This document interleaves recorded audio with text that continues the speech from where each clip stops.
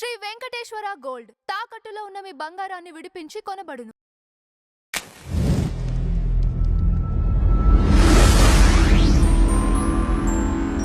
నమస్కారం గురుదేవ. నమస్కారం. గురుదేవ, మన హస్తంలో ఎలాంటి గుర్తులుంటే మన కారణ జన్ములుగా అవధూతలుగా గుర్తించవచ్చు? ఎందుకంటే ఈ రోజుల్లో దొంగ బాబాలు వీళ్ళందరూ ఎక్కువ కాబట్టి ఒక సామాన్యులు కూడా వాళ్ళ హస్తంలో పలాంది ఉంటేనే అవధూత కారణ జన్ముడు అని చెప్పే అవకాశం ఉంటుందా? సాధారణంగా ఈ కారణ జన్ములు అంటే వాళ్ళు ఎందుకు పుట్టారో, వాళ్ళ యొక్క జీవన యొక్క లక్ష్యం ఏమిటో, జీవితం యొక్క లక్ష్యం ముందుగానే వాళ్ళు ఏదో ఒక వయసులో తెలుసుకుని తమ జీవన విధానాన్ని అలా మలుచుకుంటూ ఉంటారు. ఇంకా అదే రూట్లో వెళ్తారు. రమణ మహర్షి 12వ సంవత్సరంలో ఆయనకి ఏంటో తెలిసిపోయింది. రామకృష్ణ పరమహంస, వివేకానందుడు, గౌతమ బుద్ధుడు ఏదో ఒక వయసులో వాళ్ళకి తెలిసిపోయింది.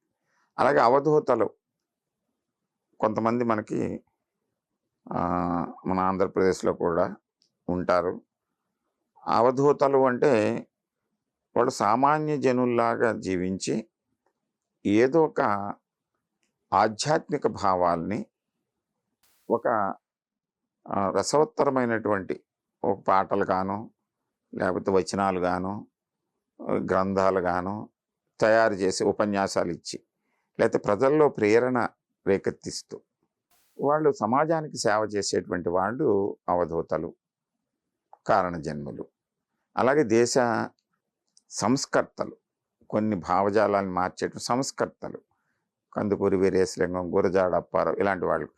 అలాంటి వాళ్ళందరూ కూడా సమాజము కోసం తాపత్రయపడి సమాజాన్ని మార్పు చేయాలి అంటే సమాజంలో ఉండేటువంటి కొంతమందిలో ఉండేటువంటి రుగ్మతలని, సమాజానికి పట్టినటువంటి ఈ వ్యతిరేక భావజాలాన్ని సరిచేసి ఆదర్శవంతమైన జీవితాన్ని ఎలా గడపాలనేటువంటి నేర్పేటువంటి వాళ్ళు కారణ జన్ములు, వాళ్ళు అవధూతలు.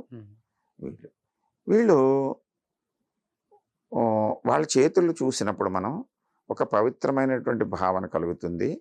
సహజంగా ఈ అరచేతిలో 3 గుణాలని మనం తెలుసుకుంటాం. ఈ పైన సత్వగుణము, మధ్యలో వ్యాపార గుణము, ఇది వ్యాపార భావము, రజోగుణం అన్నమాట. వ్యాపార భావం అంటే రజోగుణం, సత్వగుణము అంటే మానసిక భావం, ఇది ప్రాపంచిక భావము అంటే ఇది తమోగుణం. ఈ గుణాల్లో ఉన్నతమైన గుణం సత్వగుణం.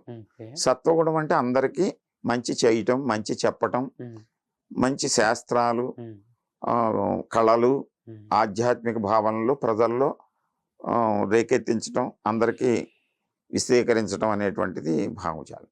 అటువంటి వాళ్ళ చేతుల్లో ఖచ్చితంగా ఈ మానసిక భావము, సత్వగుణ ప్రధానమైనటువంటి ఈ భాగము ఉన్నతంగా, పొడవుగా, చెయ్యి అరచేతి యొక్క రంగు, దాని యొక్క మృదుత్వము చక్కగా ఉండి, హృదయరేఖ గురుస్థానం చివరి వరకు ఇటువైపు వెళుతూ, ఇవన్నీ లక్షణాలు ఉంటే వాళ్ళు కారణజన్ములు లేకపోతే అవధూతలు ఏర్పడతారు, అవతార పురుషులు. వాళ్ళు ఏదో ఒక మంచి చేస్తారు. అంటే ప్రతి వ్యక్తిలోనూ మనం వాళ్ళలో ఏదైనా కొంతమంది ఉంటారు కుసంస్కారులు. వాళ్ళలో ఏదో చెడ్డ గుణం ఉందా దాన్ని పట్టుకుని నేను కనుగొన్నాను అంటే అతనికంటే గొప్పవాడు అయిపోడు కదా. ఎప్పుడు కూడా భగవాన్ సత్యసాయి బాబా అంటాము.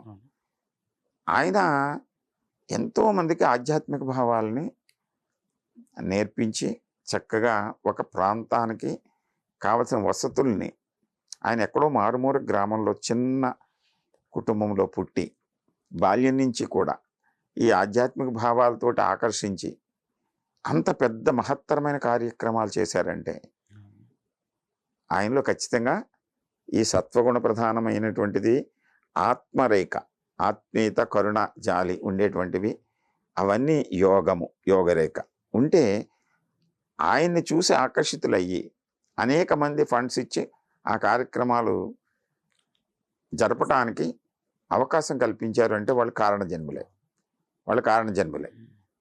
ఎందుకంటే కొంతమందిలో సంపద ఉన్నా సరే పక్కవాడికి ఏమీ చేయలేనటువంటి ప్రస్తుత సమాజంలో ఉన్నాం మనం. అంచేత కారణజన్ములు అరచేయి యొక్క స్వరూప స్వభావాలు తెలిసిపోతాయి మనకి మనం చూసినప్పుడు. చేత అరచేతిని మనం అందుకోసమే భగవత్ స్వరూపులందరూ అరచేతిని దీవెనలో ఇలా పెడతారు. అవును. పెట్టినప్పుడు మనం మన యొక్క మూర్తుల్లోనూ ఫోటోల్లోనూ కూడా అవును. చెప్తారు. వాళ్ళు చక్కగా ఈ భావాలన్నీ ఉమ్. ఈ లక్షణాలన్నీ చాలా చక్కగా కనిపిస్తూ ఉంటే అవును. మనం వాళ్ళని కారణజన్ములు అంటాం.